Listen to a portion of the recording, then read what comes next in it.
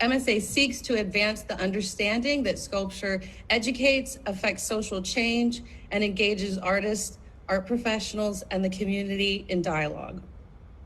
Please consider joining us as an MSA member, as there are many opportunities for exhibitions, conference participation, and artist grants and scholarships.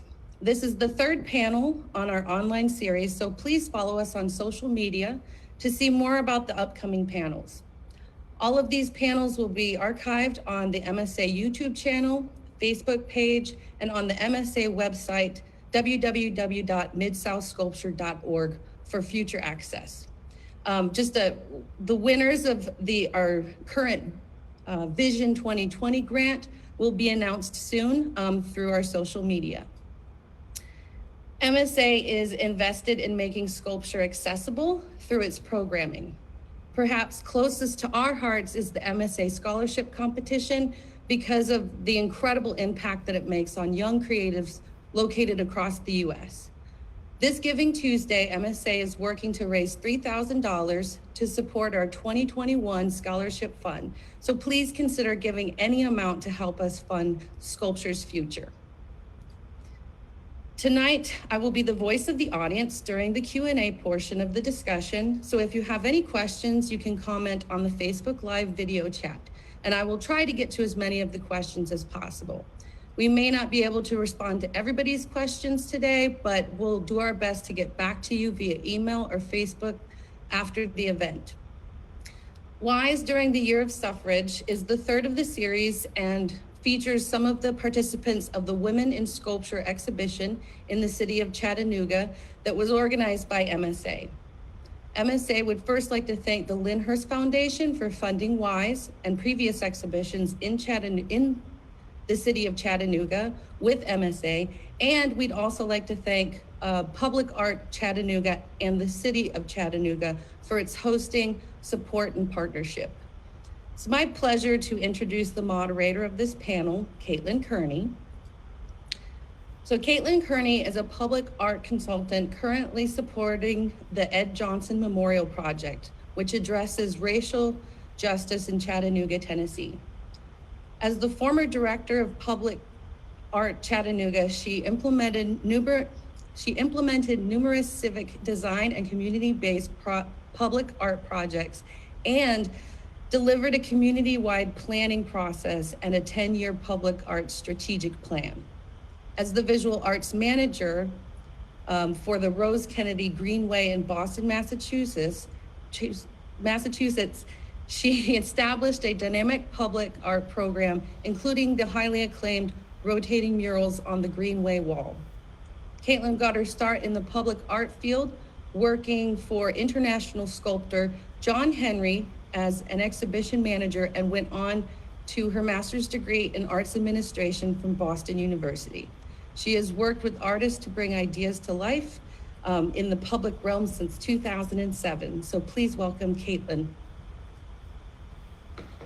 Thank you, Stacy. It's such an honor to be here tonight. Can you hear me okay? Good. What an amazing year it has been, and amazing year to celebrate women's suffrage and the centennial.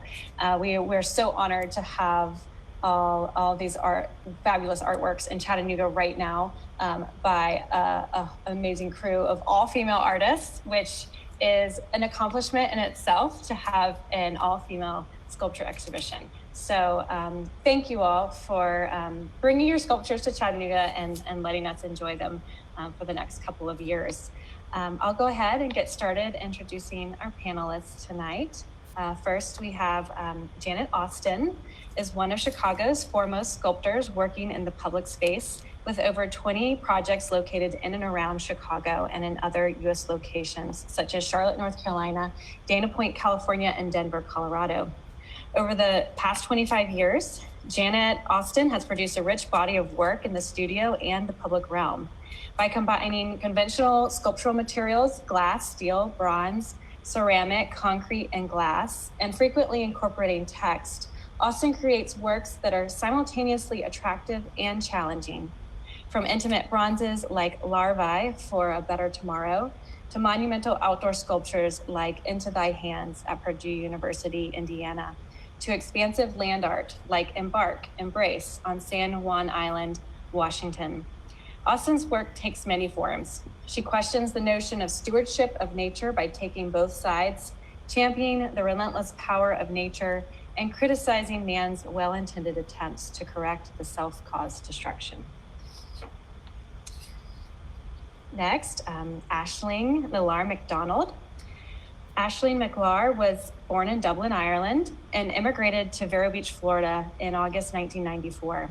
She attended the University of North Florida and graduated with both a Bachelor's of Arts in Education and a Bachelor of Fine Arts in Ceramics and Sculpture. She received her MFA in Sculpture from East Carolina University, where she was the instructor of record while working towards her MFA. She is currently an adjunct professor of 3D design, 2D design, and Drawing 1 at the University of North Florida and teaches ceramics to K-12 students at the Foundation Academy. Aisling has completed public sculpture commissions for the City of Amelia Island, the City of Atlantic Beach, and the Jack's Chamber, along with many private businesses. This year, 2020, Aisling was the recipient of an Art Ventures grant from the Community Foundation. Her work is also in public collections in Greenville, North Carolina, and Macon, Georgia.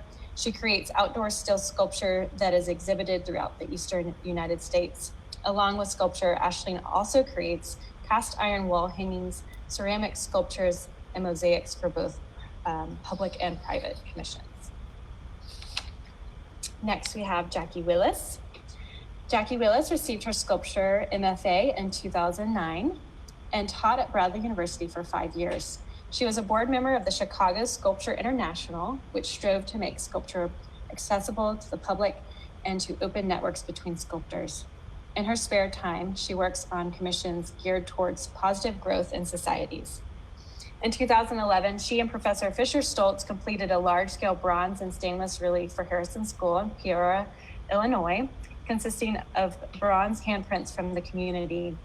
Willis also completed a large-scale bronze figure of Coach A.J. Robertson for Bradley University with Stoltz, and the sculpture was unveiled in October 2012.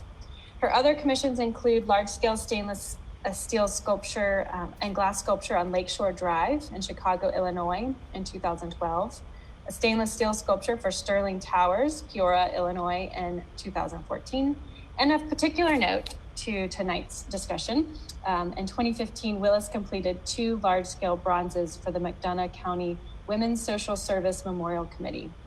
The sculptures commemorate the women of the 1900s and their accomplishments to the society around them. It is called Facing the Storm. She is one of the only women in America to have completed a life-size bronze from clay to bronze by herself. And next we have Kristen Tordella Williams. Kristen is an associate professor of art at Millsaps College in Jackson, Mississippi, where she teaches drawing, digital arts, sculpture, performance art, and papermaking in their brand new Wingate Visual Arts Center. She is a proud board member and vice president of the Mid-South Sculpture Alliance. Kristen has exhibited nationally and internationally, most recently in a castle and monastery in Salem, Germany. She has been an artist in residence at Salem Artworks, the Visitor Center, and Franconia Sculpture Park. She has received grants from the Greater Jackson Arts Council and the Mississippi Arts Commission to support large-scale community-engaged projects like the Eudora Welty Wreath and the Midtown Sculpture Walk. Peek inside Kristen's current studio practice by following her on Instagram. All right. Hello, fabulous ladies, women, artists, and sculptors. It's so great to have dialogue with you tonight. And the first question to get us started in our conversation, I think, for any woman, it is a challenge to find your voice in this world. It's hard to believe that 100 years ago, we just got the right to vote, but much less, it's difficult as an artist to find your way. So I wanted to hear from you all in this very male-dominated field of public art, how you have found your way and found your voice as both a female sculptor and a woman.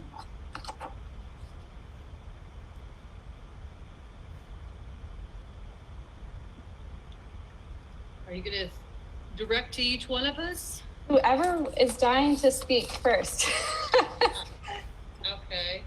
I think from the field that I decided to go into, at first I was a muralist, was very easy on the body. And then when I decided to get into pouring bronze and iron and such, I found I had to keep up with the guys. So that meant starting to lift heavier items and to show them that I could do that by using leverage. Because if you haven't noticed, the female body's a little different from the guys' bodies. So you can do it. I mean, I did it. You just have to use a lot of leverage and changing out on different ways of doing something a man would be able to do with just up body. I also found there's a huge competition when it comes to how big of a piece can you build. You know, I think we all know that there's an issue there. So I build things that I can fit on a trailer. Swear to God, I would love to be able to build something that went on a semi, but I can't drive a semi, so that's why I stopped. Jane, what do you think about that? Unmute, honey. Janet, do you want to speak? I like to make things that are big as well. I answered this question a little bit differently, talking about male domination in the world of sculpture, because usually I think of those pieces as being very large, industrial looking things such as Marc de Souvero or John Henry. And I think as a female coming into that world, I'm just drawn towards natural, organic shapes and our relationship with nature and Mother Nature. And so that side, the organic side, is really what is my voice. And to make those things big is super great and cool. So I think I bring something that's a little bit more, I don't know, just subtle in an organic way, I guess I would say. Yeah, so you're either kind of having to compete with the man voices and expressions in sort of these big ways, or sort of speak in a different way or a different style, and Janet speaking to that, sort of having a different approach with material and form that finds its way. It's definitely that way, but when I do my abstracts, I bring the feminine feeling towards my pieces. You'll see wombs in my pieces. You'll see the feminine body in my pieces. I could be working with the same kind of metal with Fisher next to me, working on his metal, and you can distinctly tell what's masculine and what's female part. We're using the same metal. It's just I'm bringing my emotional environment into my pieces. It comes naturally. Did that come immediately for you both as women? Does it just come out naturally, or did you kind of have to find? Did it take time to find that as you made your way? That was natural. If I look at the arc of my career as an artist, it does sort of relate to what's going on in the world of art. Like I did a lot of expressionistic, angstful paintings and prints when I was in the 1980s art, and and I'm sure there was a huge feminine side to that, just because that's who I am. So you're bringing out your feminine emotion. I think as I matured and started to use something that related to my interest in the world, which is nature and man's connectivity to nature, then I was, of course, drawn towards the more organic shapes. I think there's men that work in this way as well, but that's just as easy for me. I like the way things look. I like the way they have different textures and feelings and organicness to them. So, and different, like, I don't want to say stereotypes, but they bring out, like if you have two, often I can see, okay, this is a male and this is a female, and these are two parts of nature. So I don't know. bit of a different perspective. And I think when I first started making art and studio art in undergrad, specifically sculpture, I was also working in the construction industry for my dad, for his company. So I had a lot of experience, not just buying like sculpture materials, but also working in a male-dominated industry in that sense, where only about 3% of the workers are female.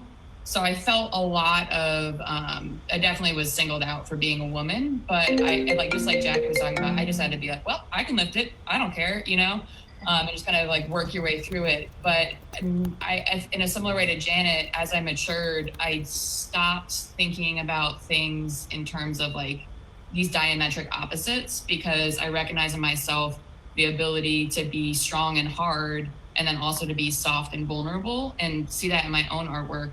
I don't necessarily now approach things in such like, those opposing things. I think it's just like a lot of people have talked about in recent years, a spectrum, right? A spectrum, a gradient is what I like to call it. Aisling, do you have any thoughts to add on how you came across your style and approach?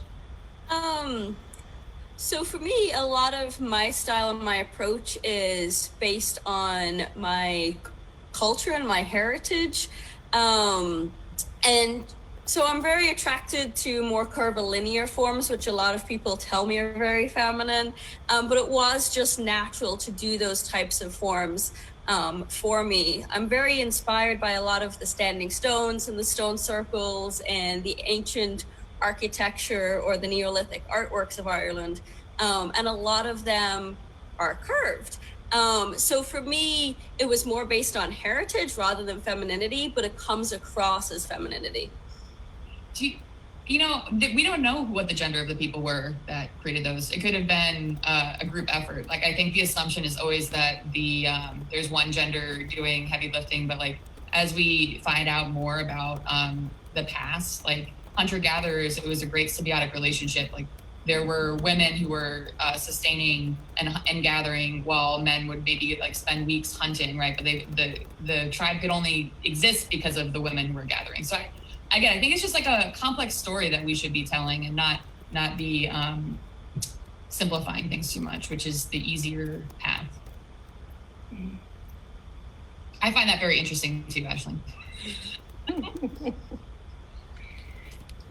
So it sounds like you all had very strong identity as artists as you came into and probably it's like, you're following your passion, you're doing what you love, and it happens to be a male dominated field, like so many fields are. So, you all each have such unique styles, and it seems like it's come very naturally to you. So can you each talk a little bit about what the biggest challenges have been for you as a female sculptor, and how you've approached those challenges? I have to agree with what Jackie was saying earlier about the body and strength. I think just having the strength to operate some of this equipment and move things around and open jars. I don't know, use vice grips, and there are a lot of ways that you can cheat the system a little bit as far as the materials and hoists, and all of that stuff is just so empowering to have access to things that allow you to move stuff around and be strong. But just physical strength is definitely my biggest obstacle, I have to say. Yeah, I believe that too, because I think as I get older, the more and more I want to hoist for Christmas.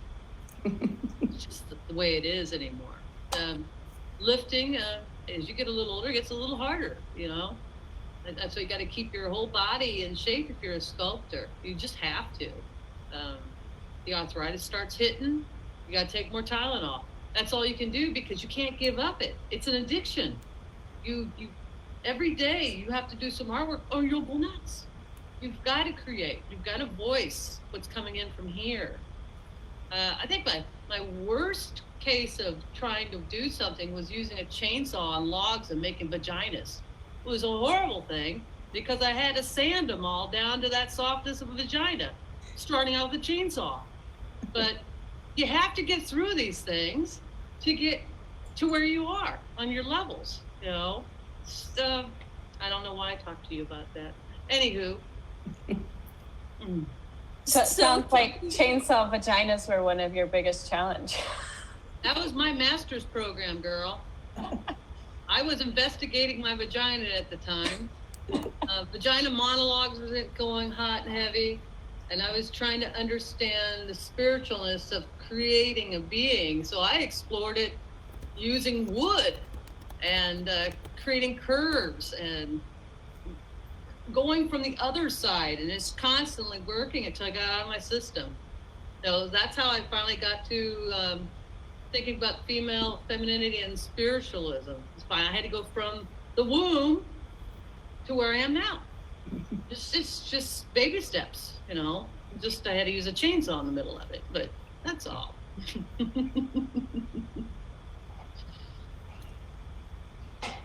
So for me right now, there's obviously the obstacles of having a space, having the right equipment to achieve all of these things. But it's also finding that balance. So I have two little kids. I have a 4-year-old and a 2-year-old. And during the time when I was pregnant, I had to step back. And I'm just now starting to get back into it. So I found that to be very challenging, on knowing where the limits are, being able to adjust what I want to do with what I can safely do for my sake and for their sake. And just trying to find that balance between teaching and motherhood and doing artwork all together is a big obstacle. Yeah, all the roles. That's just balancing all those, so many different roles women play, motherhood, physicality. And Janet, you mentioned you had kids too, as you were. I'm quite a bit older than Aisling. My children are 27 and 29 now, 2 boys, but I kind of lumped this more into this, maybe into the stereotype question that you had, not so much of an obstacle, but you know, as a mother of 2 kids, that was a great job. I loved it. So I didn't put my art career on hold necessarily, but that was definitely my priority. So I would fit art into when they were at school or when they were being taken care of relatives. I consequently did a lot of like artist in residence in their schools, or worked on projects for their schools, brought children into the artwork, brought my kids. I mean, even recently I was using my son's maze on a Chicago tree project that I did. So I just loved the connectivity of my kids making art, other little kids making art. And so my career kind of followed the path of being a mom, which was great. It was and is still great. But I don't know. I mean, I wonder if there's some kind of stereotype that now says if you don't do more than just that, you're not considered as good of an artist as you know, someone who has given up the caring of their children to a caregiver or something. Sometimes I feel that chip a little bit, but I've been able to work through it and take on a lot of art and move myself along in my career, even with that 20 years of 18 years or 20 years of raising kids. So I don't know, does anybody else have children? Aisling, Caitlyn? My kids are about your age, your kids. So how do you feel about? I went through my master's when my kids were around 12, 13 is when I finally started going back and getting serious. Yeah. Because, as Aisling's gonna find out, you don't have any time to weld. I used to have murals stapled to my kitchen wall, painting with a kid on the hip. You won't have no time to do welding. Well, but I waited, and it was there so badly that I went ahead and built a studio on the back end of the house. Horrible design, too small, because I needed that space. And that's what we're all looking for, is that space to create, you know? I don't even care about working on my bedroom that I'm working on. I want to make sure my studio is where I can go. You need that time. And being a mother, you don't get that time. You don't get sleep. You're still awake. You're at sleep, you know. I do find time to weld. It's the grinding and the cutting of metal that's noisy that I can't do late at night. You're doing that at your more house? problematic. What are you doing? You put your kids to sleep, you go to the garage and start grinding? No, welding. No, I start welding. You do the welding at home? And then and what, nap time's grinding time? I mean, how do you figure that out? Oh, when I started going to school, every teacher wants you. You know why? Because they have a mural in their head they want you to do for their room. So you're going to be the hot mama on the block when it comes to the childhood schools. Yes. Yeah, I had a very hard time. I did ceramics, Kristen. I was into ceramics, and that's why I built a studio on, because I thought maybe I could do that while the kids were around. You know, I did find when my daughter was younger, she's 2 now, but last year I really focused a lot on doing ceramics because I could take 5 or 10 minutes, whatever was left at the end of the day. Ceramics was more forgiving. With steel, you know, you have to have this big plan, and by the time you set up, it's time to go to bed because I was exhausted. I know. With clay, if I could take 5 or 10 minutes at the end of every day, and that was my goal, 5 to 10 minutes to do something. And I made a lot of these textured wall hangings that are kind of like a diary of the different feelings, the different emotions that I had during the day. But I definitely, I switched mediums, and I found that was a great way to work with my new circumstance while also creating. Because there was a while that I was just so busy that I couldn't create, and it was just not healthy for me. Got depressed, didn't you? Those few minutes a day really was beneficial, and I love the work that came from it. Mm-hmm. That's awesome. Yeah, so I have kids too, and I totally struggle with creating time for myself. And so I think it's amazing that you as artists, you know, kind of worked it into your life and just sort of made it work, and, you know, get the kids involved or adapt the art form, and also just maintaining it as your creative self-care routine that has to happen, I think is really awesome. Kristen, did you want to share some challenges? You have a different life with youth. Yeah, I'm not really planning on having kids. I have fur babies, and I do admire all of my friends and loved ones who do have children and careers. I just really applaud you all for managing that and keeping a balanced life. Because I mean, I agree. Like I had the same struggles of time, space, and I was thinking funding. You know, that's a big struggle. Is like for these public works, the material costs alone can be exorbitant to an extent, and can really make or break the ability to make them. Right? Like without an initial investment of money to buy materials and the right tools, like a hoist or whatnot, you just can't make work. I'm thinking about the Eudora Welty wreath. When I made that, I didn't have a hoist. I like squeezed my way into getting a trailer from a Mississippi Arts Commission, a small mini grant. So I was, assembling it in the driveway in the Mississippi 95-degree heat before bringing the piece up to Sculptor Trails to get cast. And then I cast it in 3 pieces. And Jerry Masters like, don't cast it in 3 pieces. You should cast it in 1 piece. And I was like, I'm gonna cast it in 3 pieces so I can just move it around.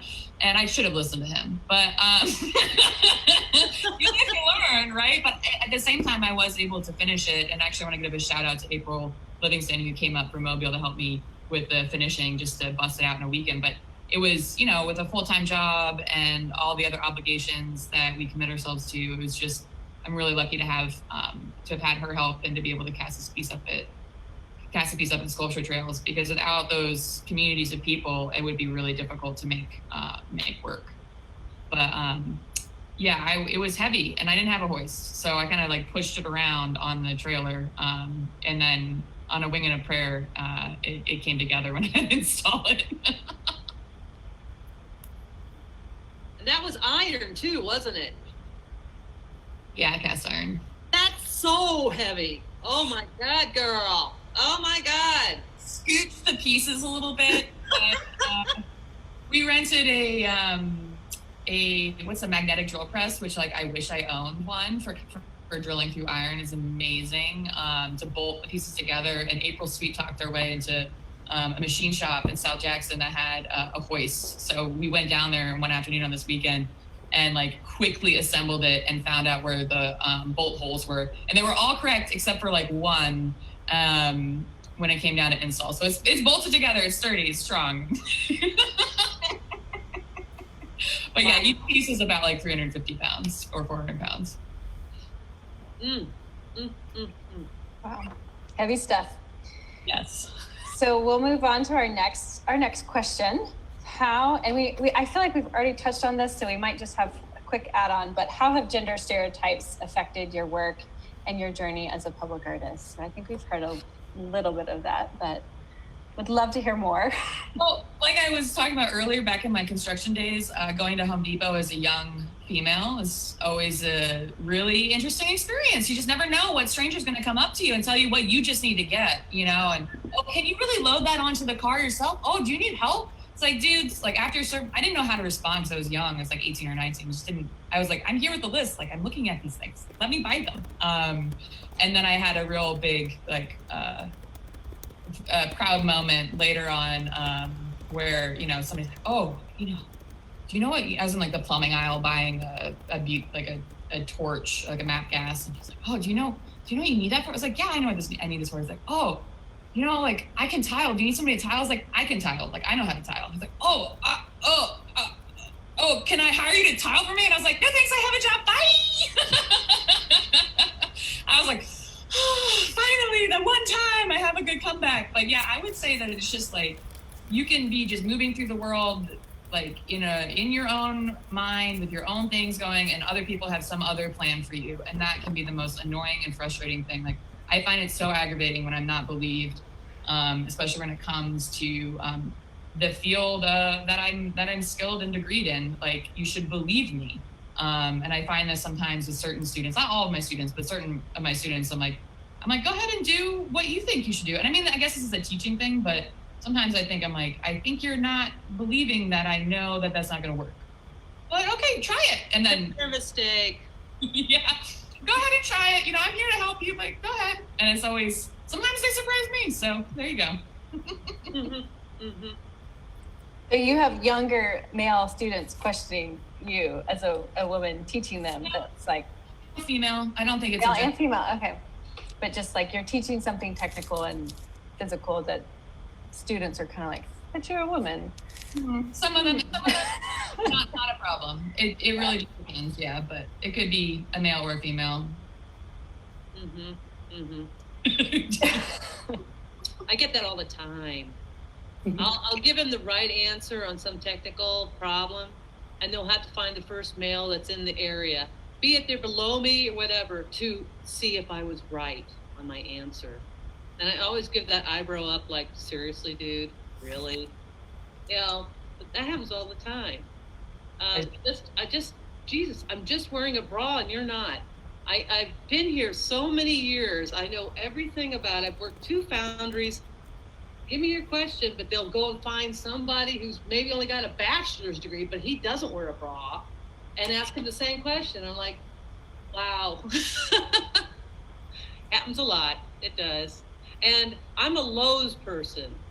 I'll go to Lowe's, and they'll sit there and go, Missy, why are you in this aisle? Do you need help? And I'm like, well, do you want to pour my bronze today? I'm trying to look for this and this and this. And, you know, and they're just like, and they just kind of walk away like, I don't know what this did. Yeah.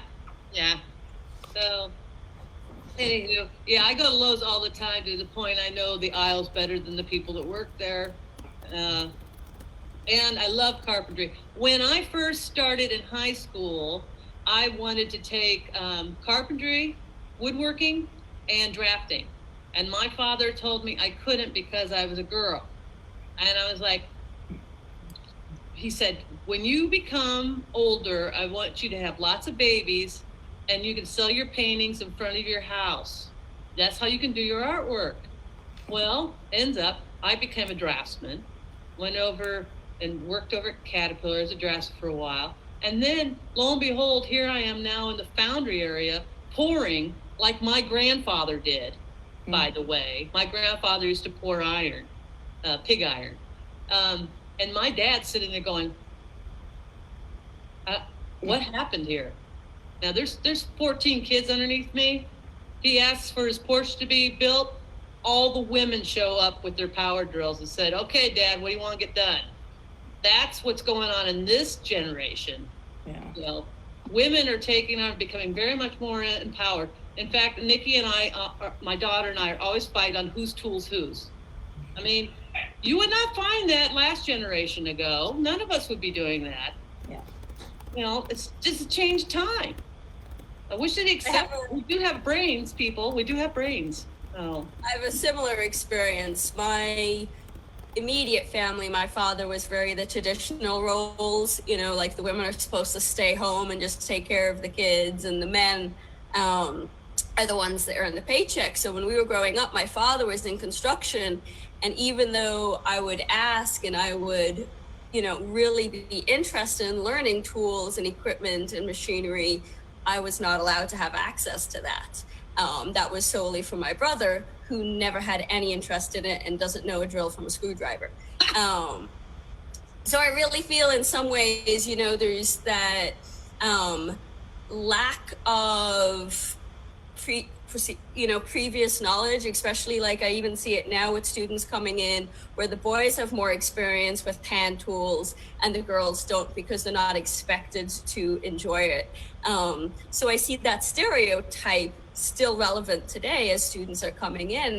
It affected me a lot too. You know, I constantly feel like I'm trying to play catch up to learn and to have access to these things. Because you really have to fight to have access to it, where I think that males are kind of just given it to, you know, it's given to them as an obvious. It's expected. I have had students who've told me, my dad doesn't want me to touch this because it's dangerous. So there's this idea that women need to be protected and instead of empowered. And I believe that all people should be empowered. And I think that's like, I do hope that the shift is happening. And I do think it's happening because we've also had, you know, I hope that I'm not alone in having male mentors, right? Like, and men who have taught me, and I've mentored men. And I think like that is how we need to be progressing forward together. So it's not like I said, it's complex, right? But there are many men who don't believe that. And I think that we have to figure out how to reach them and just like, oh, come on, like get with the times, like 100 years ago, we got them, like, get over it. I have to add that I feel I grew up really lucky in this dialogue, because my dad was not, and my parents never questioned whatever I could do. They were supportive of everything. The only thing that my dad said when I went up to art school was, you're not going to be able to make a living for yourself, which is true. I think that's a little bit different. But as far as handling tools as a kid, and I mean, we didn't have a whole ton of things around the house. Neither one of my parents were particularly crafty, well, they were crafty, but you know, they didn't have I don't know, not a lot of power tools. But when I was married, I was the one that could use all of the drills and hammers and put stuff up and change, and, you know, screwdrivers and all of that. So I never felt that I couldn't handle that stuff. I think I was lucky and brought up to believe that I could, you know, do pretty much anything I wanted to. So if that existed in my generation, which I'm a little bit older than you guys, not a lot, but I definitely have hope that that's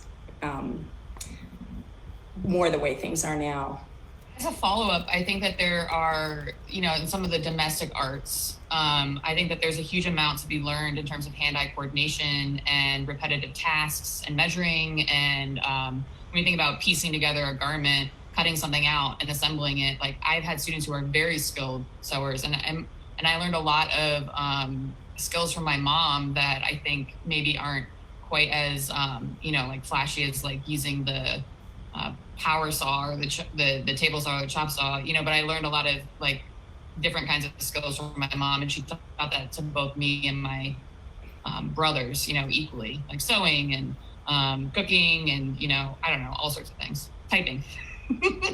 being. That's an important one.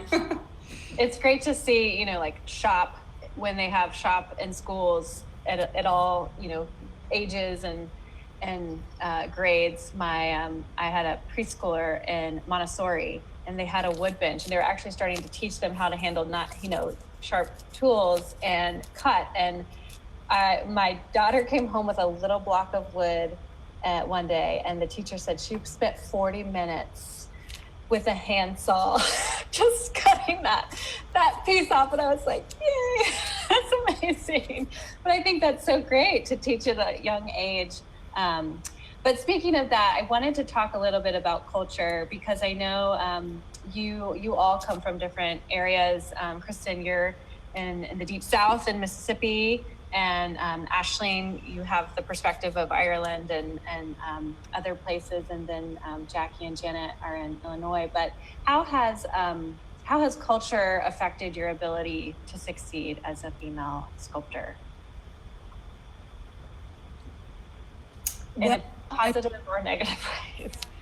I've sort of touched upon this a bit, of the expressionistic art of the 80s, which is when I really was in graduate school and doing a lot of getting my feet wet in sculpture. And I mean, women were super empowered. I loved being, having women who were doing installations and all kinds of work. So I think that I felt like I was sort of on the beginning of the culture of women being able to make artwork and do whatever we wanted to do. So that is the culture that I came into. I think culture is positive for women of my generation, because we had the women of the 60s who had really, fought for equal rights. And then you get into the 80s and people are doing it because they can. And I did grow up in Denver, Colorado, so I wasn't really from the South. I had a Western spirit, I think, and, women can do anything, men can, we were all sort of more similar, I think, out there. But I feel like that culture was definitely diverse and empowering for both sides that I grew up in. So that might be a little bit different for other people. I'm also a carpetbagger. I grew up in Massachusetts, and I went to grad school in Western New York and moved down to the South for this position that I have now. Now it's weird. I feel I'm split between two cultures to an extent, but the South has definitely influenced the way that I view the world, and it's been a wild journey, and I think that American culture, we have all of this potential, but we also have all of this pain. And we have a really challenging past. And I don't know, I look at our panel and we're all, white women. And there's not that many female sculptors of color making public art. So I hope that we can start to expand our culture to make that possible. And that starts, I think, with education and giving people access to education. And so here in the Eudora Welterbeat, the one thing that I really loved about that project that surprised me was in the library, casting people's hands and the kids who were there and how engaged they were and excited by the process. That was really inspiring to me. So I hope to do more workshops like that. I do a lot of little workshops with schools and visitors to campus and things like that. So I want to do more. It's just, again, a time thing. So I guess I don't know. Culture's hard. I think when Trump was elected in 2016, some of my Mississippi friends are saying, "Oh, well, welcome to Mississippi, America." And I do actually think that's pretty much rang true throughout his presidency, the impact that he has had on our culture. And I was pretty dismayed to see 54% of white women vote for him in 2016 and 52% of white women vote for him now. And I think, wow, you're really voting for your abuser. And I feel an impact of that, and I feel responsibility for that, because as a white woman who didn't vote for Trump, and I'm sorry if this is getting too political, I think the personal is political and the culture is political. So I just want us to be part of that change. Again, not working together forward, empowering everyone forward with our actions. So to comment on that, so with me, my family was very traditional, but growing up in Ireland, we elected the first female president of Ireland in 1990. I was 8 years old, and I remember it like it was yesterday. We don't necessarily agree with Margaret Thatcher, but she was the head of power over in England. We had the Queen was a constant influence. So, and even looking at a lot of the myths and legends and folklore, the women were always that seat of power. So even though I didn't have that in my immediate family, the culture very much influenced that power was a female thing, and that we belong in those positions. It's definitely different being over here in the United States, but I think growing up in that culture definitely influenced me in knowing that I could do what I wanted.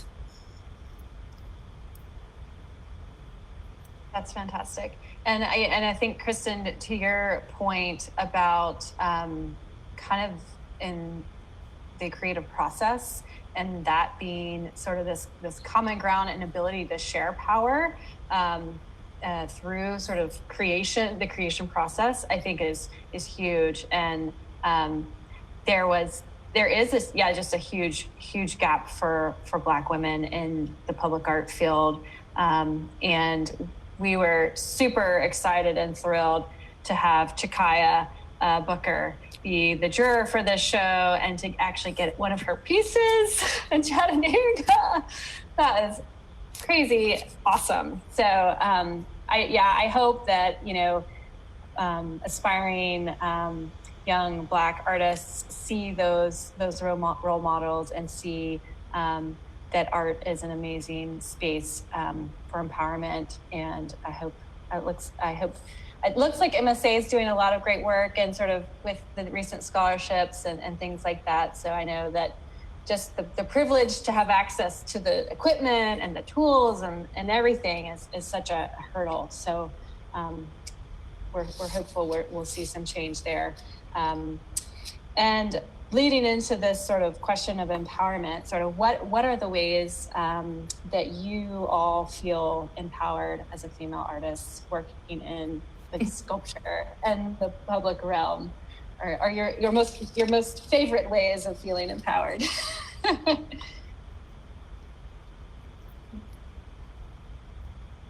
I think when I grab a hold of a grinder and start ripping through a piece of metal, it empowers me. It really does. Yeah, I agree, Jackie. Smashing, grinding. There's just something about it. Yeah, or lifting your sculpture up first time in a public space, then you just go, no. Oh, and you're just like, oh my God, I did that. You might have been looking at little pieces the whole time welding. I weld all those little pieces of glass together individually. I put it up and then it's being delivered. I don't really get to look at it until we put it up and then I'm like, oh my God. So yeah, those are the two things that make me feel really good. I totally agree with Jackie. I think the act of creation is incredibly empowering. It is. And as women, we create babies. We create life. Creating sculpture, it's like secondhand knowledge. We're like, oh yeah, we can do this. I can create a vertebrae in a couple days. Why can't I go and create a sculpture? Totally makes sense to me. Totally. More of us should be in this field. I mean, I think we've got so much to learn about it. I'm very empathic. I listen to all the environment around me and I absorb it and I bring it back into my sculptures. I think there's more of us out there that need to be taught how to do this. That's why I teach at the college levels. At least I get to give them some technical before I let them off into their little fields to grow their own, plants. It's a requirement as a female sculptor to do that, to get the next generation so they don't have to spend 10 years learning how to weld, or learn their design. It takes them forever. No, you get that all done and then shoo them out there. We need more. Now, that's why I'm so thankful for you guys putting me on this. So it's something that the younger women need to hear. We want them. You know, I want to tutor more. You get that, Kristen, don't you? Yeah, I've been seeing like camps for young women, your female identified people, like summer camps, or like in Mississippi, there's actually a jobs training program for women to go into construction in South Mississippi that I thought was, I'm like, oh my God, it's amazing, because it's how it should be, right? Like, how can we reach equality without education? So I think it's all about knowledge. It is about knowledge. Yeah. If I hadn't gone into welding, I would love to build a road. I would love to learn all those big steamrollers and such and get behind those babies. Would have been fun. But right now, I work with the hoists, and I challenge myself by how much height I can get. How much can I have hanging off my truck to deliver it somewhere? You know, that keeps me entertained enough so I won't take on another occupation on. There's only so much time, right? I find something super empowering. I don't know as a female artist necessarily, but just the ability to use digital fabrication techniques. Like if you can make something and have it cut out of, you know, thick steel that you've designed and been able to make a computer drawing of, that's really a great skill to have. That's super empowering. To send stuff off to be water jet cut or laser cut, or, you know, it looks so beautiful when it comes and it's your drawing. And so digital Rhino is the thing that I learned probably about 10 years ago, and that's been a real empowering tool for me. I love that. Yeah, there's some of us can really get behind that and do that. And if you don't want to make those large cuts and stuff, at least there's a way to get it done. At least there's a way to get it done.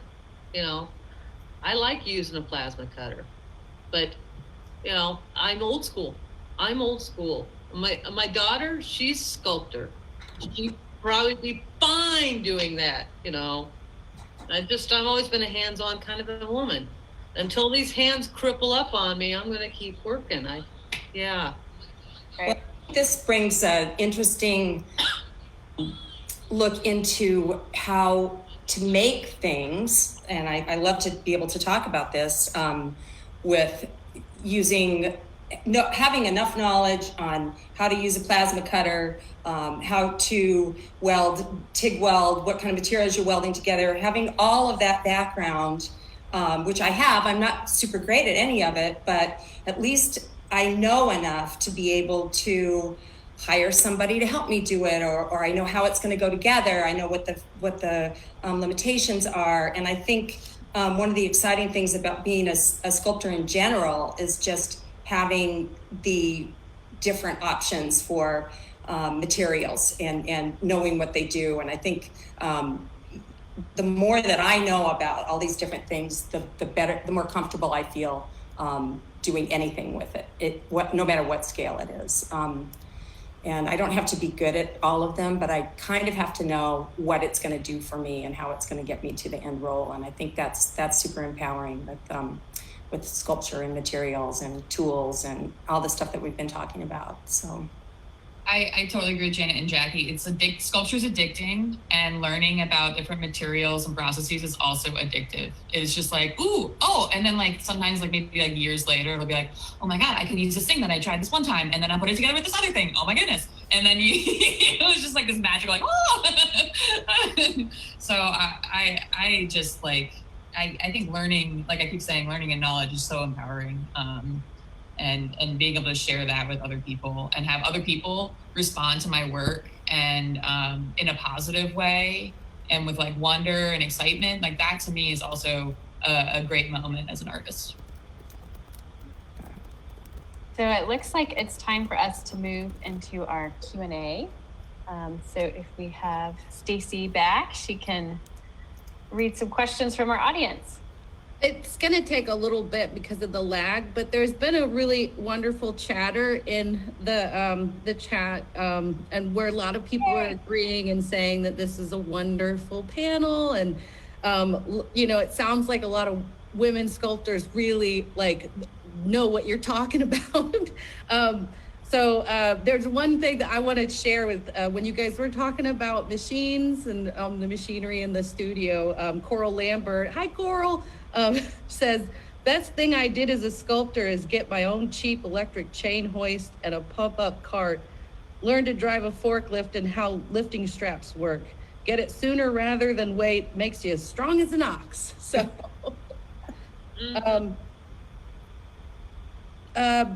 and then I think there was, right now it's mostly a lot of comments. So Susan Tordella Williams is in there saying that your mom can use the chop chain and table saw too, but also really agreed, said that it's a kind of a shame that a lot of middle schools and high schools replace wood shops and sewing labs with computer labs. Yeah, I think that's pretty interesting too. Yeah. So if you want, maybe Caitlyn, do you want to ask one more question while we wait and see if more people?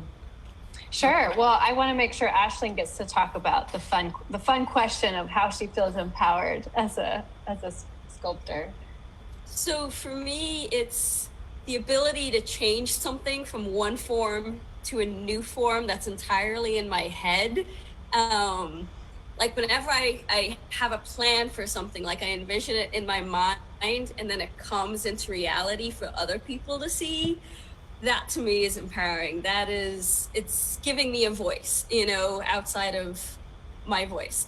And that to me is really empowering, just creating the object itself to be able to speak for me in a way that I can't. I'm not very articulate with certain words, or I can't find the right words to really describe how I feel, but I find that the sculptures I make can say a lot that I can't.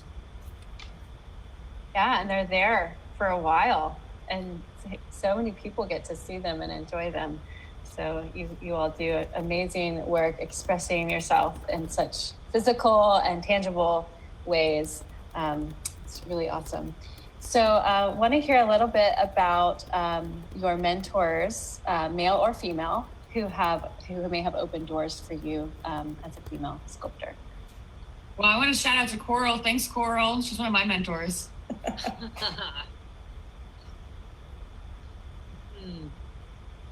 I think Alice Aycock was somebody for me. Anybody remember her?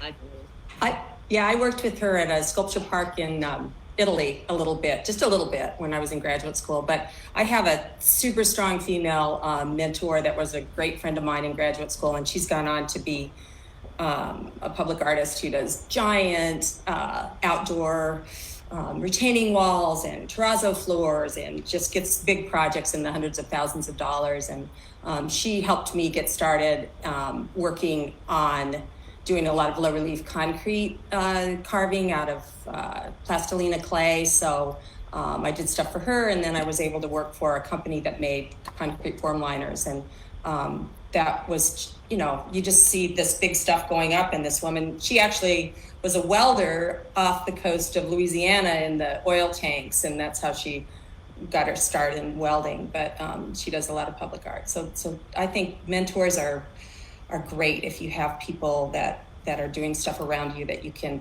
get knowledge from. And I still ask her for advice and do projects for her from time to time. So that's important. I mean, besides the female artists that were out there in the 80s that I loved, having a personal friend who became that successful is really nice too. So for me, it'd be Jenny Hagar, who teaches at University of North Florida. So when I was a student there, I was a ceramics student. And that was my plan, was to graduate with ceramics. And I was teaching in the public school system at the time. And the ceramic professor said that if I wanted to be able to graduate and focus on the upper level courses, I needed to quit my job, which was not something that I could easily do with a mortgage and everything. And Jenny Hagar was like, well, over in sculpture, we'll work with you. And I took one course and I was hooked. And I've been a student of hers and working with her ever since. And it's just an incredible experience. And she's constantly pushing the envelope and getting more, and seeing the work that she's able to get from her students is just amazing. As we've grown, like the space we used to have was maybe the size of a 2-car garage, and now it's I think a 55,000 square foot studio space. So it's just amazing to me to be able to witness that growth and that potential, and to have her just there. And Lance is wonderful too. I don't want to forget about Lance, but Jenny's definitely been a big influence. I could list so many people who have helped me, and I just want to say thanks to all of them. So we have Martha Hopkins, who says, I have several maquettes that I'd love to have installed somewhere as monumental sculpture, but where are the opportunities? So if you guys could kind of speak about where you find these opportunities, that would be awesome. Join MSA and you'll get a newsletter with opportunities that we try to create for our members, including the show that we are all in. That was an MSA show, so it was a members only show. So you had to be a member to hear about it and a member to apply. I'd also say, like, in terms of that big jump in investment of materials that you need in order to get a big piece constructed, I wrote a bunch of grants for that. My first large public work in cast iron was the Adore Walter Reith, and I wrote a grant for it. And what helps in grant writing right now is to show that you're having an impact on a community. And so if you can make your case as best as possible, and get lots of other people to read the grant, and make sure that you're answering all of the grant's very specific questions, and don't start it the night before. Give yourself at least a month of head time before the deadline, so you can really put your best foot forward and get lots of eyes on that document, and you'll have a better chance of getting that initial round of funding. And there are grants at local and state levels across this country right now. And as long as we keep the NEA active and healthy, hopefully we'll still continue to see grants. In the South specifically, there's organizations like MSA, there's organizations like, I'm sure Caitlyn can talk about specifically in Chattanooga. We could all talk about specifically in our cities, but another Southern-based organization that gives grants is Alternate Roots and South Arts. And there's also a Southern Prize, I think, through South Arts. So you just have to keep your eye out and put things in your calendar and do it ahead of time, and set aside that time for writing these things. Because unfortunately, as artists, we thought that we didn't have to write, but we do.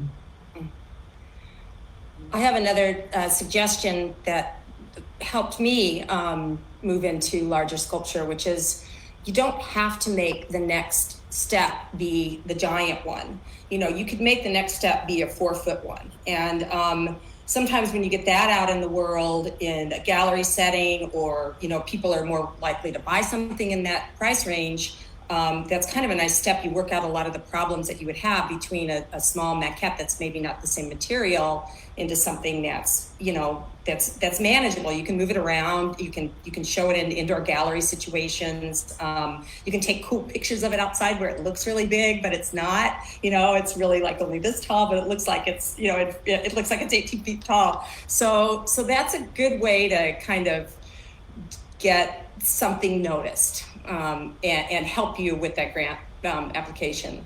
I also just want to add a funny story that I found out about Klaus Oldenburg. So he had this piece that was a tank with an inflatable lipstick on it, and he made it out of plywood and an inflatable, but it's this huge piece. So you don't have to do it out of steel. And then he put it at Yale, just here you go, Yale, here's my donated piece, right? So there's sneaky ways. Artists are sneaky. Sneak your way in there. Claw your way in and just say, here it is, you're welcome. That's what he did. I mean, look at his name now. My first large scale piece was actually a smaller piece that I did. It was about 4 or 5 feet. And then I put it on a 3-foot pedestal. Mm-hmm. And, welded the piece to the pedestal, and that became an outdoor sculpture. So it was going from that medium size to a bit of a larger size, and that definitely helped because I was able to display that and get some money to fund the next piece. Mm-hmm. So it's working in small increments. And yeah, Jackie's right. Klaus Oldenburg's wife was a huge partner in all of his soft sculptures. Koos, I can't say her name very well, Koos van Bruggen. I'd love to do a panel with all the wives of the male sculptors who have like been so instrumental to their success, because I know a few of them. Yeah. What did they say? Behind every great man. And like, well, actually, I'm beginning to think most of the women were the ones who did the brain work on it. Sorry, but that's the way I feel. When I go up to Chicago to put a piece in, they have CSE has a public art call. They will give you money up front. So you should be looking at public art calls that the money comes up front, and then use that for your first time to buy your medals, buy what you need. That gets your foot in the door to at least get your first sculpture out there. Then hopefully you'll be able to rent it out to another city. Then you take that money, make it into your next piece. And that's the easiest way I've found to like keep your finances not in your, your piggy bank, but that's the way you can continue buying material. So that's just one way I was, because of the question. Yeah, I want to give a shout out to Women's Lib in the 70s for getting us to the point where women can have their own credit cards. Yes, thank you. Thank you very much on that. Oh my gosh. If we didn't have our own credit cards, wow, most female artists would have some problems. The equipment's expensive, girls. It's expensive, and you got to take it under the wing and say, I've got to do this. I've got to make this large piece. I have to go buy this stuff now. Can't wait 3 years before I can afford it. Got to do it now. Now, thank God for the credit cards.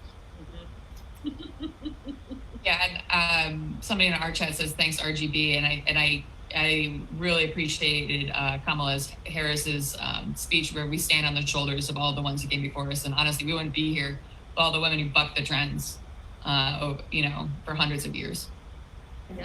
Yeah. My grandmother was one of the first women who went to college for an English degree. She ran her own store. Amazing. We have to look at the women behind us and go, thank you for what you did. Spawned me to go and do something a little bit more, When my mom was raising the kids, she always had a painting that was collecting dust on top of her freezer because she'd always never have enough time between socks and painting. Because of that frustration, I knew I had to continue and make art more than just a sideline hobby. It just didn't work for me. So I know I own my own house, paid for it with art. My father came over and he says, Jack, that mortgage is going to kill you. And I said, what mortgage? And he was like, dead silence. He's like, I said, I paid for cash. The best thing you can do to somebody is the way they were thinking it was going to be, this poor artist, and then turn around and say, because of what I love to do, I created this. Yeah. So stick to your guns, people. Stick to your guns. Do what you love. Things happen. It all works out, I can hardly wait to get COVID done. I want to visit you guys. I want to see what you're up to. That's another thing about public art. We can put it out there. They can run by with their mask on and see it still. The people that got their work in the galleries, not so much, eh? Oh.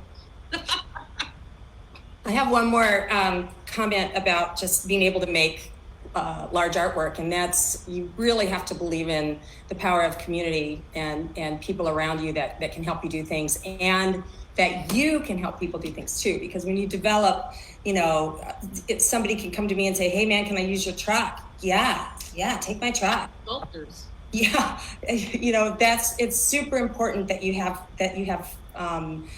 developed a community that's generous and that you're giving to that community as well. And I think women are really good at doing that.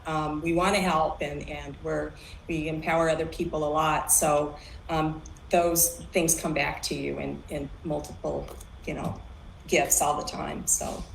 Oh yeah, I feel that too. To ask, if you need some help with something, don't be afraid to ask for it too. So we have another question. Sharon Ellis Hall says, what is one sculpture that has impacted you the most in the way that you approach your artwork?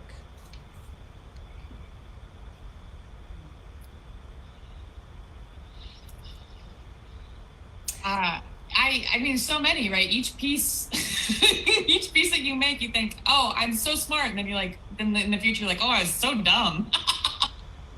That's exactly where I was going. That's exactly where I was going with that question, which is that you learn from every piece the mistakes that you made. So it's usually your last one is the one that impacts you the most, because you're like, okay, I know I have to do this differently this next time. So there's not any particular one, but there's always something that you learn from your last piece. So, or, you know, two down the road or something to make stuff better the next time, especially working in outdoor art, because stuff just does not hold up, and you have to learn what it was that failed on your last piece, or what you can do better the next time, or how you can make it easier from the start with the materials that you choose.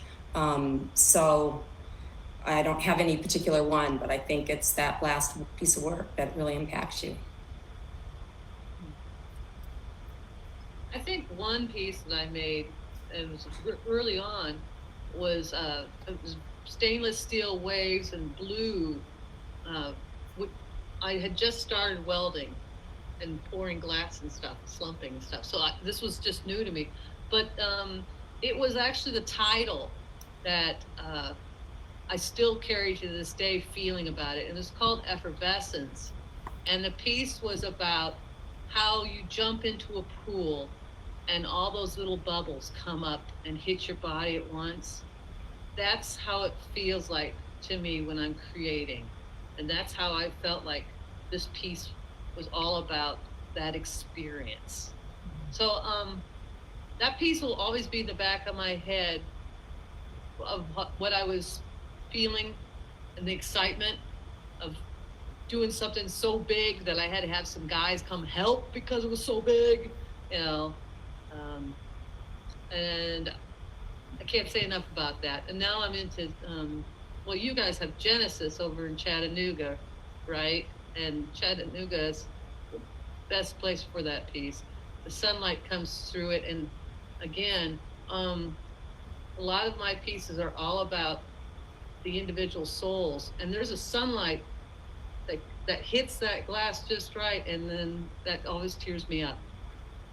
So I'm just going to say that it, from the beginning to the end, I've enjoyed every piece I've made. Sorry, I'm going to start tearing up. Gosh. So.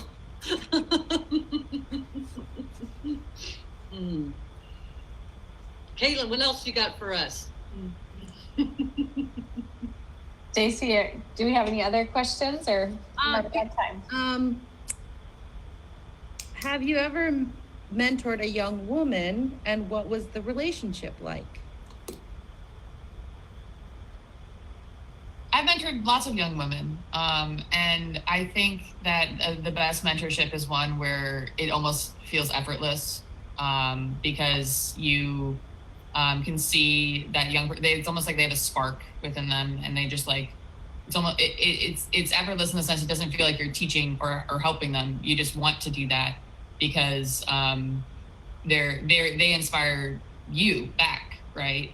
And again, with that empowerment business, you know, I love teaching students in my beginning sculpture class how to use the power drill. I'm like, I know you're going to use this in the future, whether you think you are or not. I know you're going to love to do this. I love teaching young women. Like I'm thinking, I teach a STEAM class, which is like a creative problem solving class with STEAM principles. And I had it's students who aren't art students. It's from all across the school. And I had a student, I was teaching them how to weld, like one group how to weld. And she was like, she chose to be in this group. And then she was like, I'm scared of fire. And I was like, but you're here. Like, okay, well, it's gonna be okay. You're not gonna light on fire. I mean, and I'm like, well, I remember the times that I've lit on fire. You know, and your hair goes up and it's the reason why I don't have long hair anymore. But and then going from that to seeing her weld independently and finish the project and then just be so proud. Like, I mean, that is one of the biggest benefits of teaching and mentoring somebody that you could ever have. It's just like that moment of pride that you didn't create, that student created for themselves. I have to offer something on that. I know that my students are going to hate me during my class. I'm known as the Nazi. But I like to do that to question them. I try to get them to think outside of what they're thinking. Here's some other avenues. And usually by the end of that semester, they seriously hate me. But at the next semester, they come in and go, thanks for getting me start using this thing up here, and they'll come and ask me questions about their work. And now they don't have a problem with me ripping it apart. But I love my students because I like to push. And it's the only time you're going to get in their lifetime to push them outside that line of making the damn tree, stop making the damn tree and let's move something else into bigger. The one eye. The one eye. Love that one. Yeah. So anyway, yeah. I miss this semester. I didn't get to teach. It's the first time I didn't teach 5 years. I've taught over 18 years. That was a misprint on that, but so this is the first semester I'm not teaching, and I've got a little withdrawal pain. So, anywho, I'm listening to you, and just keep talking to me. I miss the crits. Mm-hmm. I enjoy crits, and I enjoy the women that come through, and maybe I push them a little harder. I don't mean to, but yeah, I do, because they're going to get pushed hard when they get outside of the university. They're going to get pushed even harder. Their family's going to push them to go back into the roles they're supposed to be having children. You need to find a man. Well, honeys, I've gone through 2 of those men. I don't see why we have to have them. And I've got 2 kids, love them to death. I don't need any more. So I'm good. I don't think you need to have the same roles that the family's going to tell you to do, and you're going to have to be a strong woman. You're going to have to be able to say, no, this is what I want in life. And this is the only time I can do it, is to really push them. I don't know if you guys are dealing with that too, but if they don't think creatively or outside their mind of what they could possibly do past the university, they're going to get feedback back that they're not allowed to. I think we as older women need to tell them, feel free to go that extra mile, write that dang book, weld that darn sculpture, paint the paintings. You need to get that out. Otherwise, you'll never be the whole person you really could be. Jackie, it's so funny. In my upper level classes, they'll start they're supposed to be independently motivated. Like they're making a project of their own choosing, right? A whole semester's worth of work. And they'll come to me, something very basic, and be like, do you think it's okay if I do blah, blah, blah, blah, blah? And I was like, dude, you don't need my permission. Like, go do it. Like, consider this a permission slip for all the decisions that you're like, I don't know. And, I'm like, just go do it, and then we'll talk about it, right? Like, start making some decisions of your own. And don't ask me about every little thing. Like, we're not, start stepping into this a little bit more. Yeah, because you start stepping in it too much, it starts looking like your own sculptures. Yep. That one too.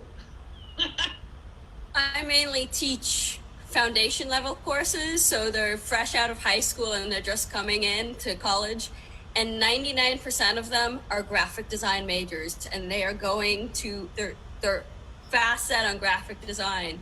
So I really enjoy, after taking me for 2D design or 3D design, they're like, oh, I never thought of these other mediums or other aspects as a possibility, because all they had available in high school was graphic design. So now they're thinking of painting or drawing or printmaking or woodworking, welding, or all these different things. So that to me gets me excited about teaching all these different mediums and exposing them to those. Mm-hmm. Yeah, I do 2D and 3D also. No. Mm-hmm. I don't know if you could tell I do it all. Huh? Do it all. There's just nothing that they, well, maybe not everything, but yeah. Well, I think as an artist, I like to dabble in everything. So a couple days I might be painting, and then a couple days I'm out there grinding and doing welding. You just have to be open. When it gets really snowy out, I got a children's book I'm writing. So you just got to keep going. I teach 2D and 3D, and I know what you're talking about. Yeah. No, what's that? They don't know anything. And then they're the ones, when you start teaching them how to do line, how to shade, how to watercolor, they're like, it's the best thing for them. So, no, we're useful for them. We're very useful for them. And I miss that class too. So, anyway, you have to show me some of their work sometime. Anyway, we're back to women though. Come on, focus me. I'm getting. Well, y'all have already given so much great advice, but if there's anything else that you have to offer as advice to an aspiring female sculptor, what would that be? Don't give up. I'm going to say learn to weld. I did that way too late in life. I wished I'd done it when I was in my 20s. I didn't really do it till I was 50. So, the power of melting metal and putting it together is just, it's so great. It's so great. So I think mine would be everybody's learning something for the first time. Like no matter how old or how young you are, everybody's learning something new. So don't be afraid to ask the questions, to seek out advice, to really kind of, don't be timid or shy because you're the only one that doesn't know it, because there's probably a lot of more people that don't know it. So just ask, seek it out. As a follow-up to my initials, don't give up, because you're the only one who's gonna be in the studio. You're the only one who's gonna go after it. You're in charge of you. Like nobody's gonna do it for you. You're the one who has to do it for yourself. I would say don't wait your turn. Yeah. Get in there and do it, girls. Get it in there. I like that one. I like all of ours. Great. I want to start sculpting today. Come on over. I just wanted to add in here too that I was one of those 3D design students that was at art school for realistic painting, never touched anything. And then I had this sculpture where my screws were so long they went through the wood, and my professor gave me a grinder. I made sparks and it was all over from there. I was in love. I was just like, this is the coolest thing ever. And my mom was really concerned because I'm kind of a klutz. So I just wanted to add that's that moment changed my entire life, I think, because sculpture is so interesting because I couldn't really do the same thing, like realistic sculpture, self-portraits. I had to think more about how to represent myself and certain things without actually using that image. So I just wanted to add that, sorry. Yo, that's fine. That's totally relevant. If we didn't, I don't know, I took a bachelor's in painting and ceramics. That's my last class, my last semester. I took a sculpture course and I went, well, I'm such an idiot. What did I just waste my time on? So yeah, if you can get into your MFA as soon as you can, please do not put it off. If we put it off, you might end up having children. If you have children, it'll take a couple more years. And then pretty soon you're looking up and going, it's 10 years since I was in college. So that would be a big suggestion for anybody who's planning on getting a master's. Do it fast before your biological clock gets in the way, Something that men don't. Well, Jackie, I I did do that. I did go right into from undergrad into grad school. And then sometimes though, I'm like, I wish I had a little bit more of that time in between just to kind of see what was out there and get a little bit more, I don't know, free early 20s. Yeah, but those free early 20s end up, you get pregnant. So you just go straight in there. Focus, girls, focus. I don't know. I think having fun in your early 20s and having kids are both things that are just wonderful and great. So I guess I'm just being honoring with you, but I have noted that.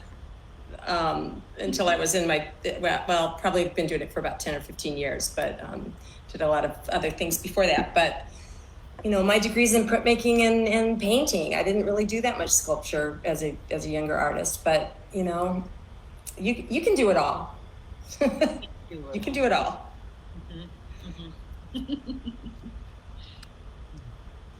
If you want to, I guess. Yeah.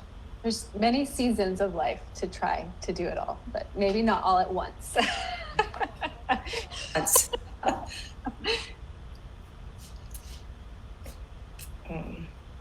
Well, Stacy, do we have any more questions from our viewers?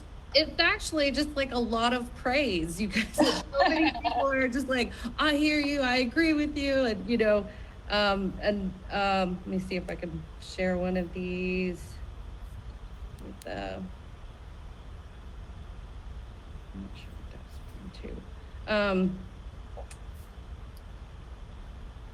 That might be. Sorry, I lost my place. Caitlyn, why don't you go ahead and ask, like, when we probably have time for one more question, and then yeah. Let me see if I skipped any. I think we've hit a lot of these. Yeah, I think I've asked all the questions that we had planned, but do y'all have any questions for each other? Well, I guess I do have one last question, and it's coming from me. Yeah, go for it. Has there ever been like a moment where you felt like you should be making work about being a woman? Even though I know, like Jackie, you said you've got, you know, lots of female imagery and stuff like that in your artwork, but like, have you ever felt like you felt obligated to make work about it? Because it's definitely, I noticed that a lot of beginning female students start with that and then kind of find their own path. But did you ever feel like you had to make artwork about being a female just because you were female? I guess that's my question. No, but I think it's because I knew how a female felt. I mean, that's why I did all those wood carvings of vaginas. I know how a woman feels. One of my fellow cohorts said, "Why don't you make a male member, Jack, and see what comes of it?" I tried. It was ridiculously horrible. It was horrible because I don't know what it's like to feel like a man. So it did not turn out to anything that was like, I don't know. It wasn't iron, by the way. It was horribly heavy. But It's about like the lived experience, like what Jackie's talking about. Like the lived experience that we have are as women. So, you know, when we're making artwork, it comes from the experiences that we've had in our life, and we can't experience, you know, we can't experience another lived experience. yeah. just the way it is, you know. If I were a chimpanzee, I would be making chimpanzee work. But I'm a female, and I know how that goes, and I've been through so much. I would love to see a show of like chimpanzee paintings versus like elephant paintings, you know, like all the animals that we get to make paintings, which is a totally human activity. Like I would love to see what they look like and what their styles are. I think we've gone off tangent again. A little bit. But Stacy, I also have students who, like, I mean, I've seen so many genitalia works in my sculpture classroom. I don't know what I think it's just like, it's transgressive too, to like sculpt things that are taboo. I think that's part of it, that desire of like, I'm going to make a member. It's a release. I'm going to make a vagina. I think it's about the taboo-ness of it, especially in the South. And I think it's okay for them to get it out. Like that might just be how they're thinking at that time. They're all young sexually active, presumably people. Oh, totally. I think it's also a way for them to kind of search for their identity of what it is that they want to express. So they have to go through like this list of different things to explore, and sexuality is just one of those things on the list. And as they further develop the artwork, they're further developing their own sense of style, and it kind of helps come to that. So I think that's why a lot of students kind of have that tendency to work towards that at some point. Yeah, it's totally getting it out of your system. The 2D intros, they're coming out of high school, they're trying to get out of their suicidal thoughts, their depressions, their restrictions, and you'll see that in their drawings.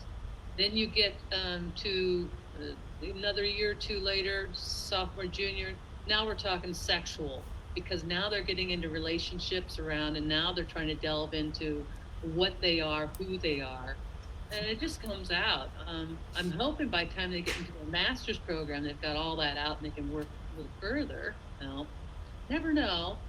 But anyway, yeah, it's just about the time period of your life, what you decide is important to do for your artwork. Well, I'm curious what Jana's perspective is, because she's, as the non-teacher. right.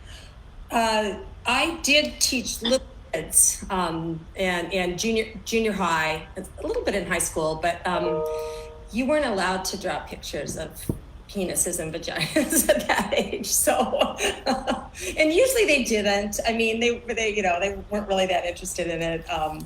But as far as the question of going through feeling the need to make work about being a woman, I really haven't.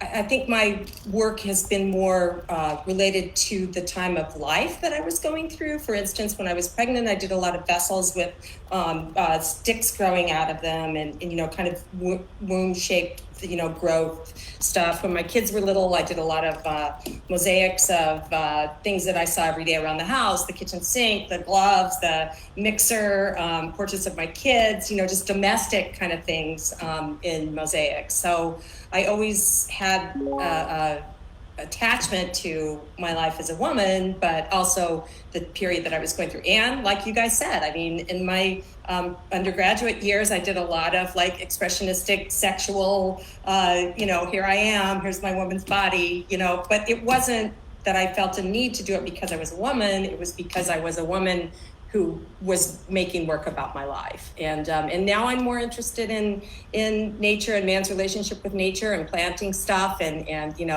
prairies and that. So it's always, my artwork has always sort of grown with me, and I've been able to talk about being a woman through it, but I didn't feel pressured into doing that, let's say, except for maybe my own internal pressure of what do I want to present.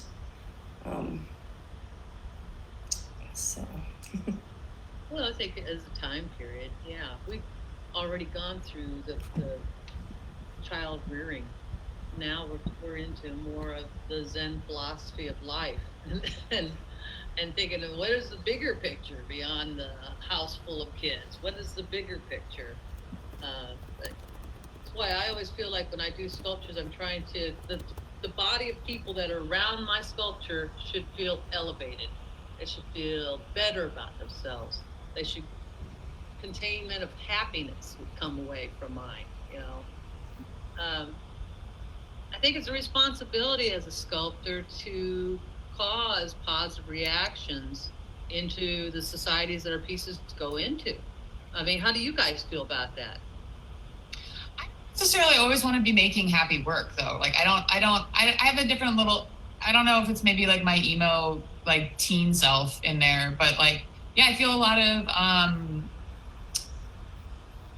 clearly I feel a lot of like anger and worry about our world too. So that comes out in my work. And I think that art, I don't think that art necessarily can change the world as much as it can change the hearts and minds of the people who occupy the world. And so I do feel a responsibility as an artist to be very conscious of the messaging and the symbolism and values, and I feel a lot of responsibility in that, to not be, I'm trying to think of the right way to put this. Like, I don't necessarily always want to be eliciting happy feelings in the people in the viewers of my work, but I don't want to be putting other people down with my work, right? I don't want to be targeting other people or do you understand what I mean? Hopefully, like you're bringing up things that you want them to politically think about. Yes. You're not trying to judge them for actions, but you're trying to get them to think. Yes. Thanks, Jackie. Yes. Awesome. I had a little bit of personal questioning with making the dragonflies, because dragonflies are kind of a cliche in a lot of ways. People really believe that those are, I mean, everybody but everybody loves them. And so I was like, well, I can make them because people really love them. And then I sort of looked into what dragonflies really meant, and looking at them as being a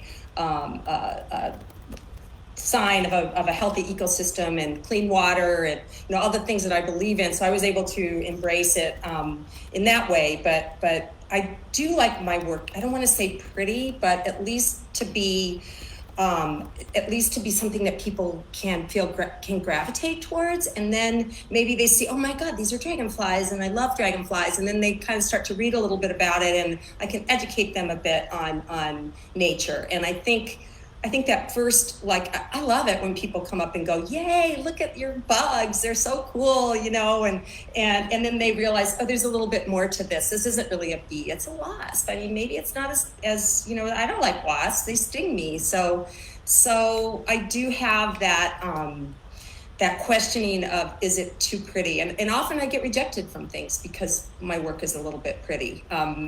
People say, it's not quite, gritty enough, or that's like, so I deal with that a bit, but at the age, sexist reason to, you know what I mean? That's some bullshit right there. I think so. I'm going to make it anyway, but it does happen. I mean, I had a moth go up at this sculpture trail in Skokie, and the committee told me that it was on the fence because people thought it was too pretty. It was a moth. It wasn't a butterfly. Everybody thought it was a butterfly, but I don't see that as a valid criticism. I had somebody in my grad program call my work, oh, it's too pretty. And I think that's not that's not useful. You know what I mean? So I made something pretty. What does it say? Oh, it's pretty for you to read into its concepts. Oh, I'm sorry that I bowled you over with its prettiness. Yeah. You're welcome. I think it's too fragile. I've gotten that, yeah. Yeah, so I went and hung myself on it. Went, really? Too fragile, huh? Yeah. Just grab a hold of it and hold yourself. Yeah. Mm-hmm. But yeah, you gotta worry. Sometimes I feel like we shouldn't put our female name on our forms. That it should just be J. Willis, like writers used to have to do. And so you could actually get into the boys' pen.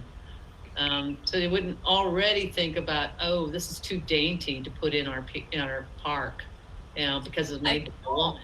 How unusual that a man's making such dainty, pretty work. There's a lot of times when I go to install, people are very surprised because, my name here in America, most people have never heard of it, so they don't know my gender just looking at the name. So when I go to install, a lot of times they're very surprised. They're like, oh, are you delivering your husband's work? Or, yeah. My husband's a data researcher. He's got no idea about tools at all. Or they're like, oh, well, who made this? And I'm like, well, I made it. They're like, oh, you designed it, but who made it? And I'm like, well, I made it. You have to go through the whole thing. I cut it with the plasma torch and I welded it and I made it, and then they become impressed. But there's this whole slew of convincing. That's cycling back to what I was talking about before, the disbelief, the inherent disbelief when somebody approaches you. It drives me batty. I hate not being believed. Yeah, if I'm not driving the truck, it's the driver who made that piece, not me.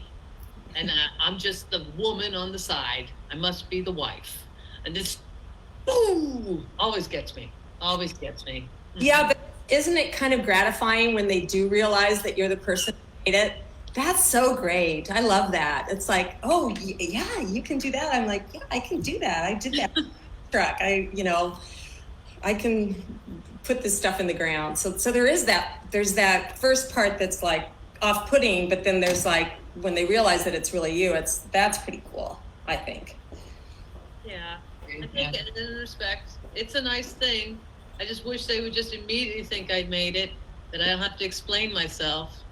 Yeah, that you were an artist first, not a woman artist. Yeah. Hopefully we're moving in that direction, I think, and we're not really pioneers. There were plenty of people that came before us, but we're definitely pushing that into the future, where people will believe that you can do these things. Mm-hmm. Definitely. Well, you guys are all, you women, you gals are all certainly pioneers for us all. And this has been a great conversation and super, super enlightening and interesting and funny. And I've just enjoyed every minute hearing your different perspectives and your paths that you've taken as sculptors, regardless of femaleness in this world. Or because of and. Yes. So thank you all for your time and for giving so much to the community of artists that are following along with our talk. And I hope I get to see you all in Chattanooga along with your pieces someday soon. Thank you for having me. I really enjoyed it.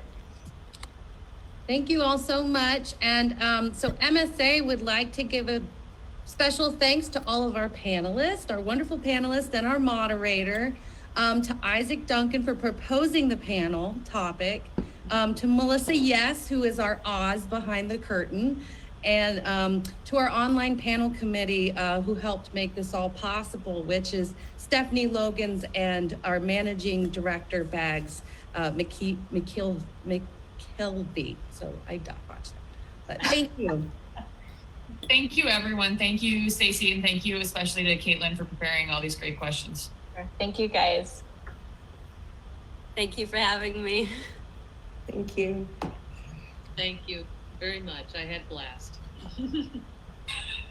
Thanks, Stacy.